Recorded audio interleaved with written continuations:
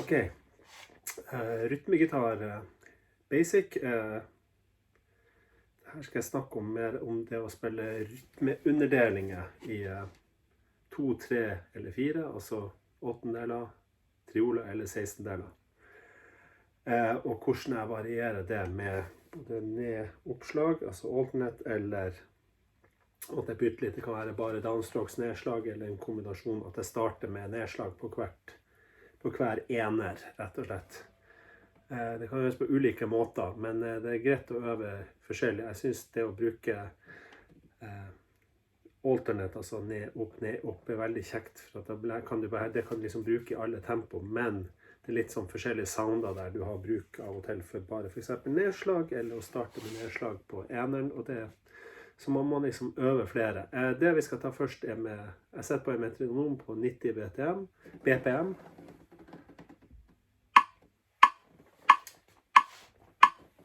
Og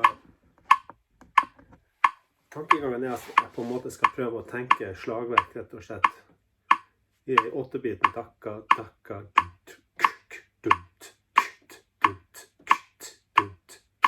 så jeg vil både ha hi-haten og skarptromma med. Jeg bare muter med venstrehånden, rett og slett, foreløpig. Ikke trykk noe akkord. Her er hi-haten. Så på 2 og 4, altså backbeatet, så vil jeg ha skarptromma. Så det jeg gjør rett og slett med høyrehånden, at jeg bare aksentuerer. 1, 2, 3, 4, 1, 2, 3, 4. Så på en måte illuderer å være et trommesett, rett og slett. Jeg gjør det for å på en måte forsikre meg timing, at jeg på en måte underdelt rett, at jeg følger gruve. Veldig nyttig når man spiller med folk. Jeg spiller sånn hele tiden. Uansett om jeg ikke underdeler alle noten, så tenker jeg det inni meg. Og for å få fin med det, rett og slett. For å treffe, rett og slett. Så det er slagverket jeg forholder meg til. Er det ikke med, så er det på en måte jeg som er ansvarlig for å gjøre det selv, med samme tankegangen da. Så kan jeg med venstrehånda legge inn for eksempel en C9, whatever, kalles akkorder, på eneren og treeren, bare for å få en illusjon av hvordan basstromma kan være. 1, 2, 3.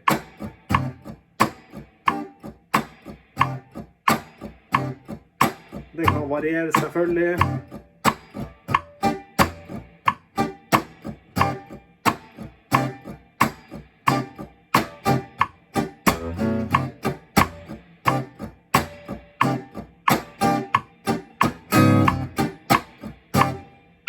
Whatever.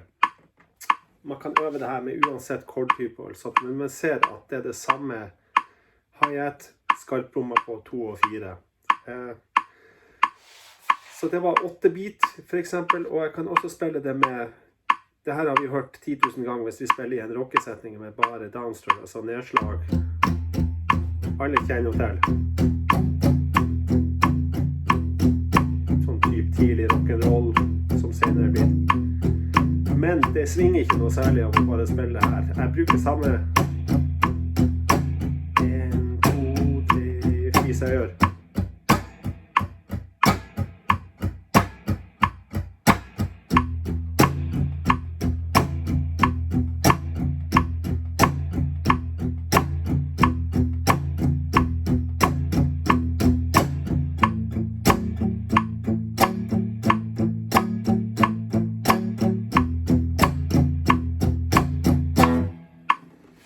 Så egentlig alt jeg spiller kompgitar, så kjører jeg den type tankegang. Altså bare forskjellen hvis jeg spiller den her tidlig rock'n'roll helt uten aksanger. 1, 2, 3, 4, som er aksanger.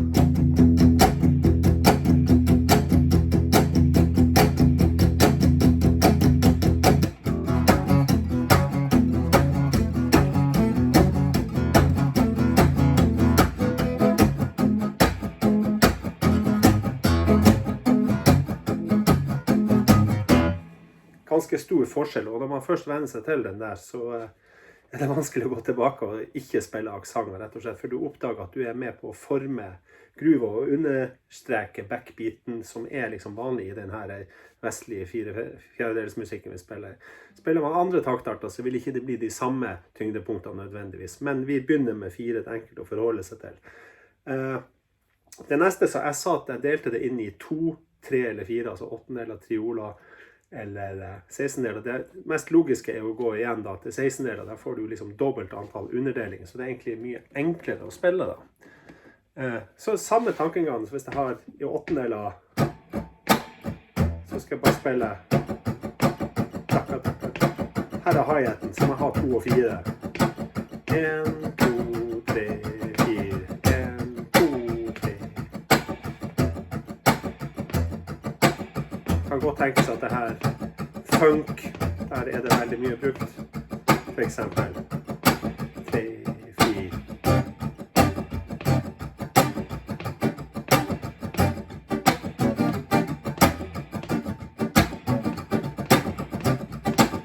Akkurat det samme uansett tempo.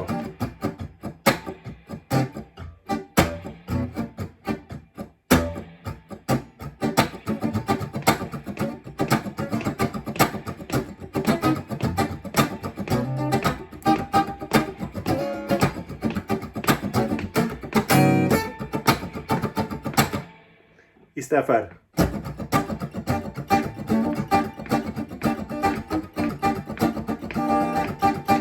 litt vanskeligere å føle hvor beatet er hen, rett og slett. Og selvfølgelig, jeg kan jo variere hvor jeg legger backbeat. Jeg kan legge det lenger fremme, lenger bak. Akkurat som trommiser gjør. Det er veldig, i stedet for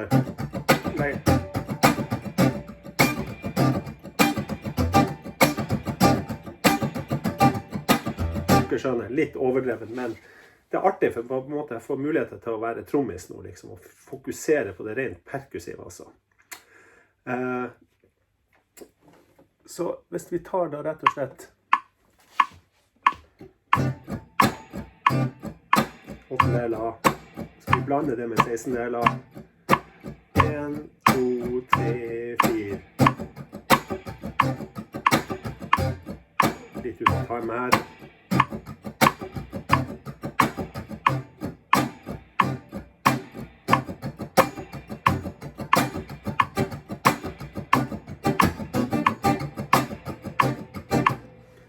Ikke sant? Trioler. Der kan man jo spille det på ulike måter. Der kan man spille alternate, altså ned, opp, ned, opp. Problemet da, i og med at det er grupperinger på 3 noter, at du får ned, opp, ned, opp, ned, opp. Tyngdepunktet flytter seg. Ikke sant? Og ikke blir ikke nødvendigvis da nedover. Det blir 1, 2, 3, 1, 2, 3, 1. Så det blir annen gang ned, opp på eneren.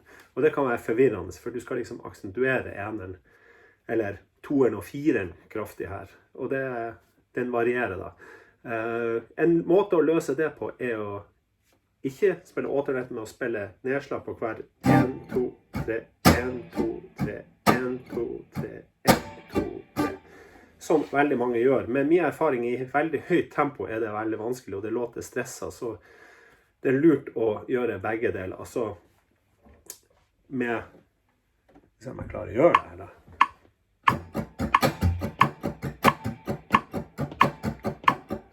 Alternate ned, opp, ned, opp, ned, ned. Så 1, 2, 3, 1, 2, 3, 1, 2, 3. 1, 2, 3, 4, 1, 2, 3, 4. Så.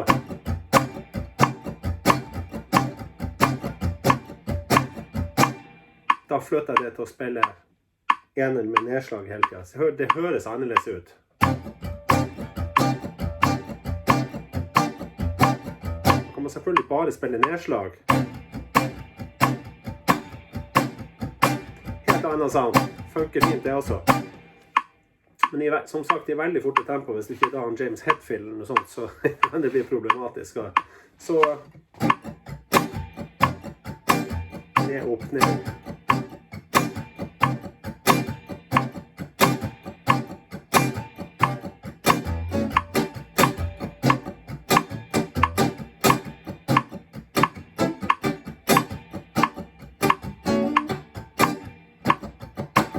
Alle 3 blir 3, 4. 1, 2, 3, 4.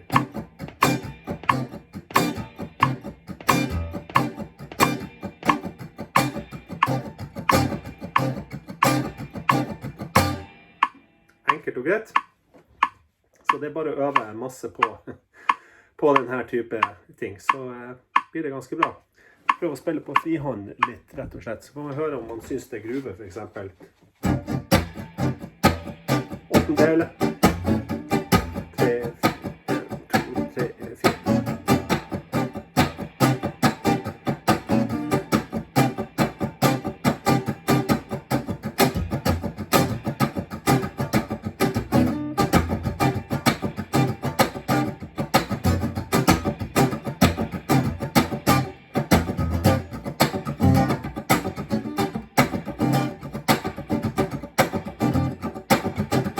Så jeg kan svipe ganske mye til. Se her bare. Så det er ikke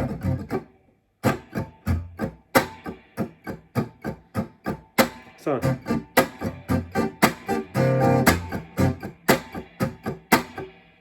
Så det kjører det som en pendel nedover på skrå. Oi.